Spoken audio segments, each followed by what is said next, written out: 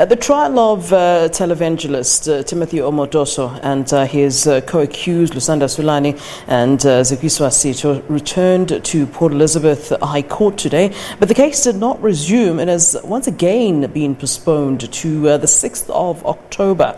Omotoso has been in custody since his arrest at the Port Elizabeth Airport in April 2017, while Sulani and Sitho are out on bail.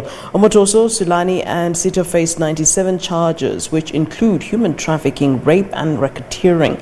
It is alleged that the two women would lure young girls into his Jesus Dominion International Church for so-called training at a church house in KwaZulu Natal.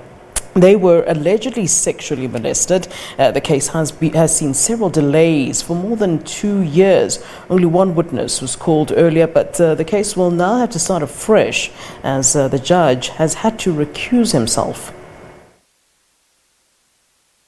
It was expected that the court case of Pastor Timothy Omotoso from the Jesus Dominion International Church would have resumed today here at the court, but it had to be postponed once again. The reason for the postponement was that the court roll is very full. Several court cases has to be postponed.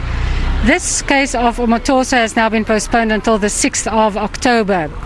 A new advocate has also been appointed to support the state prosecutor, and also the court started very late today because the accused Timothy Omotoso had to be brought from St Albans prison to court, and there were several delays, and the court really had to delay everything.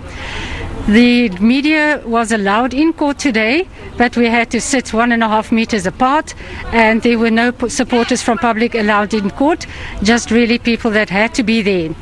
Outside court there was no action, no supporters whatsoever, also due to COVID regulations. One of the accused also could not attend the court this morning because she's from another province, and due to COVID rulings she could not attend. So we will have to wait till the 6th of October to see if another witness will be called and if the case will resume. This case has really been very much of a stop-start affair, as the previous judge had to recuse himself. It was said that he had shares in a guest house with his wife, where some of the state witnesses stayed. And then Judge Irma Skuman was appointed. That meant that the case had to be heard right from the start. One witness was called, but the COVID situation delayed the whole process. So now we will have to see what will happen on the 6th of October. From me, Veronica Fourie at the Port Elizabeth High Court.